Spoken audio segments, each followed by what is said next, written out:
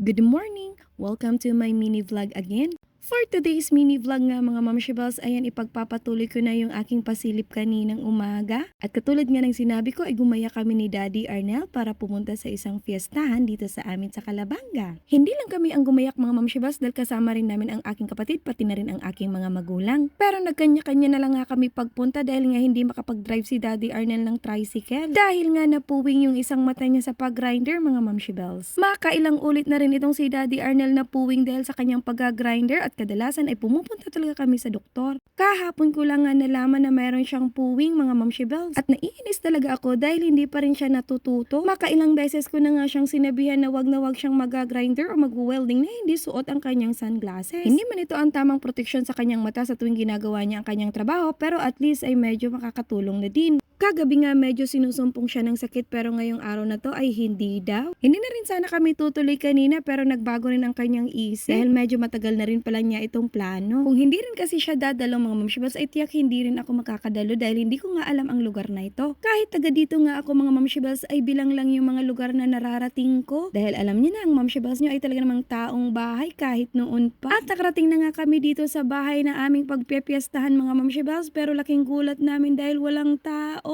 Ano ba yan? Kung wala kaming pag-uusap kanina ng aking kapatid ay iisipin ko nagkamali kami ng araw. Pero hindi naman talaga mga mamshibals dahil sa kabilang bahay pala ginanap yung handaan. At buti na rin lang kasama namin si Daddy Arnel dahil alam niya nga daw kung saan iyon. Actually mga mamshibals hindi naman talaga kami sigurado kung doon niya ginanap yung handaan. Pero sabi nga ni Daddy Arnel ay may isa pang bahay doon kaya pumunta kami. Hindi naman kalayuan yung pangalawang bahay na pinuntahan namin mga mamshibals dahil along the road lang nga ito. At nasa kalayuan pa nga kami ay natanaw ko na yung aking pamangkin. Inutusan nga pala talaga siya ng kanyang ama na bantayan raw dito sa gilid ng kalsada dahil nga yung mga bisitang pupunta na galing doon sa amin ay baka daw maligaw. At hindi na rin nga nagtagal mga mamshibals ay nakahain na ang lamesa. Kanina nga pagdating pa lang namin ay sinabi ko sa aking kapatid na medyo nagugutom na nga ako at siya rin nga daw.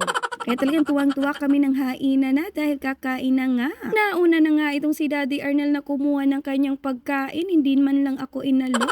Char! Pero habang busy na nga ang lahat sa kanilang pagkuha ng kanilang pagkain ay wala pa rin yung aking mama. Pero habang ang kaming kumakain ay hindi rin nagtagal ay dumating na rin sila. Medyo nagtaka nga ako at kanina pa siya nakabihis bakit nauna pa kami rito. Yun pala mga mamshibals ay wala silang nakukuhang sakayan papunta rito. Sa katunayan nga mga mamshibals makailang ulit na rin umuwi itong aking kapatid para sundan lang itong si Mama Adang pero hindi na nga niya mahana. At syempre naalis kami doon sa aming pwesto dahil nga dumating na sila. Ibinigay na nga lang namin yung magandang pwesto namin doon. Kaya ang ending, dito na lang kami sa may kubo at mas masarap nga ditong kumain mga mamshibals dahil nga presko. At habang ang kumakain mga mamshibals, ayan naman ang mamshi nyo hindi matigil sa pagchismis. Medyo mahaba-haba rin kasing panahon simula nang huli kaming magkita nitong aking kapatid. Ito naman si Daddy Arnel ay ang likot-likot, mukhang gusto niya pang kumain. Yun pala mga mamshibals ay inaantay niya yung pagkain ang lumapit sa kanya. Hindi na talaga siya nahiya mga mamshibals. At syempre magpapahuli pa naman ang mamshibals nyo, nakihati na rin ako. At hanggang natapos nga kami sa pagkain mga mamshibals, itong si Daddy Arnel ay wala nang ginawa kundi ang humingi at magpahatid ng pagkain niya. Enjoy na enjoy nga siya sa kanyang mga kinakain mamshibals. At habang nag-aantay na nga kami ng panibagong ihahatid sa kanya ay nagkulitan pa kami. Nagkukulitan na panay pa ang subo mga mamshibals. Well anyway, katuwaan lang ito mga mamshibals. Gusto ko lang masaya kayo habang nanonood sa aking mini vlog. Ayan, huli nyo rin ang mamshibals nyo, sabay tapik sa katabi at pagpatuloy ang pagchismis. Nagulat nga ako kaya natapi ko ang kanyang pisngi kasi inuutusan niya pa ako na kumuha pa daw ako ng pagkain. Tinanong ko nga kung hindi pa rin siya nabubusog hanggang ngayon. Pagkatapos nga namin kumain mga mamshibals ay lumipat kami doon sa unang bahay na pinuntahan namin. Dahil sobrang lakas nga ng sound system at hindi kami magkaintindihan. At hindi ko na rin nakunan ng video yung mga kaganapan doon sa kabilang bahay. Kaya dito ko na lang muli tatapusin ito ang ating mini vlog. Maraming salamat. Yun lang.